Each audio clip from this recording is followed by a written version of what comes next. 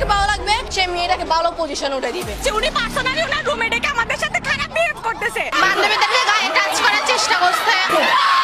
এই তো কয়দিন আগে দেখলেন না ফ্রি মিক্সিং নিয়ে যে এতদিন ধরে কথা বলে আসছি, দেখলেন না টিচার কি করলো মেয়েদের সাথে? আপনি মেয়েকে পড়াচ্ছেন একজন পুরুষ টিচারকে দিয়ে। 10টা মেয়ে পড়ছে একটা ব্যাচে, প্রাইভেট পড়ে একটা পুরুষ টিচার পড়াচ্ছে। 2 দিন পর ঘটনা ঘটে যাচ্ছে, হচ্ছে না? আমরা এই ফ্রি মিক্সিং মানে নারী পুরুষের অবাধ মেলামেশার ফলে সমাজটা ধ্বংস করে ফেলছি। মেয়েদের একটা ফাংশন আছে, মেয়েদের ফাংশন মেয়েদের ক্ষেত্রে, ছেলেদের ফাংশন ছেলেদের ক্ষেত্রে। একে যখন আপনি মিশ্রিত করে দিবেন, এরকম দুর্ঘটনা ঘটবে, প্রতিনিয়তই ঘটবে, কেউ ঠেকাতে পারবে না। নসিহত করে কি হবে? কারণ নসিহত করে তো সব হচ্ছে না। যাদের হাতে এই ক্ষমতাগুলো আছে তারা যদি সমাজের মধ্যে ফ্রি মিক্সিংটাকে রোধ করতে পারেন, সমাজের মধ্যে ইনশাল্লাহ দেখবেন একটা সাম্য আসবে, ব্যালেন্স আসবে, এবং ছেলে মেয়েদের মধ্যে এই অবাধ মেলামেশা কমে যাবে ইনশাল্লাহ। অবাধ মেলামেশার ফলে জেনা বেড়েছে, ধর্ষণ বেড়েছে, পরকীয়া বেড়েছে, আর অনেক কিছু হয়েছে। একটা বাচ্চা মেয়ে পর্যন্ত এখন সেফ হচ্ছে না, বাচ্চা মেয়েকে পর্যন্ত মানুষ ধর্ষণ করে দিচ্ছে না? আমরা আমাদের ছেলে মেয়েদের জন্য কোন পরিবেশ সমাজ রেখে যাচ্ছি ভাবতে হবে তো। আল্লাহ পাক আমাদেরকে বোঝার তৌফিক দান করুন। আমাদের মা বোনদেরকে পর্দায় রাখতে হবে। প্রিয় ভাইয়েরা, এটার থেকে গাফেলতির কারণে আমরা পিছিয়ে পড়েছি, আরো পড়েছি।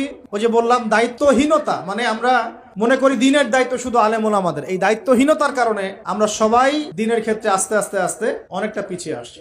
আরো আছে কারণ হচ্ছে ইসলামের ভিতরে, ইসলামের লেবাসে পোশাকে অনেক মোনাফেক ঘোরাফেরা করছে, এরাও ইসলামকে পিছিয়ে দিচ্ছে।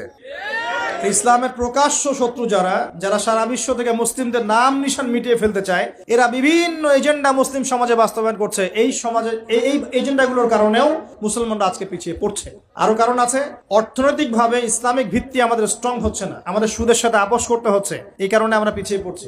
আরো ব্যাপার আছে, আমরা পিছিয়ে পড়েছি সুন্নতের অবহেলার কারণে, জ্ঞানের চর্চা ছেড়ে দেওয়ার কারণে, জানা অনুযায়ী আমল না করার কারণে, এবং ইসলাম জীবনের সমস্ত ক্ষেত্রে বাস্তবায়ন না করার কারণে।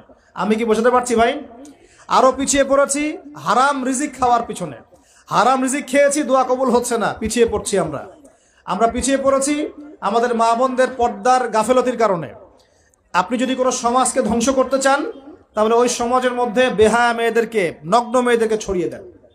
যদি আপনি কোনো সমাজকে ধ্বংস করতে চান, যুব সমাজের মধ্যে মাদক ছড়িয়ে দেন। আপনি যদি কোনো সমাজকে ধ্বংস করতে চান, তাহলে সমাজের নেতৃত্ব প্রদানকারী মানুষদেরকে করাপ্টেড বানিয়ে দেন, সমাজ ধ্বংস হয়ে যাবে। আমরা কিন্তু দিন দিন এই কাজগুলো করেছি। আমাদের যুব সমাজের মধ্যে মাদক ছড়িয়ে গেছে না? মেয়েদের মধ্যে বেপরদামি ছড়িয়ে গেছে না? ঘুমালাম নবীর মতো, উঠলাম নবীর মতো, দাঁত ব্রাশ করলাম, মাশাআল্লাহ, মেসওয়াক করলাম, ওযু করলাম, ইস্তেঞ্জা করলাম, নামাজে গেলাম, নামাজও পড়লাম, সবকিছু নবীর মতোই করলাম।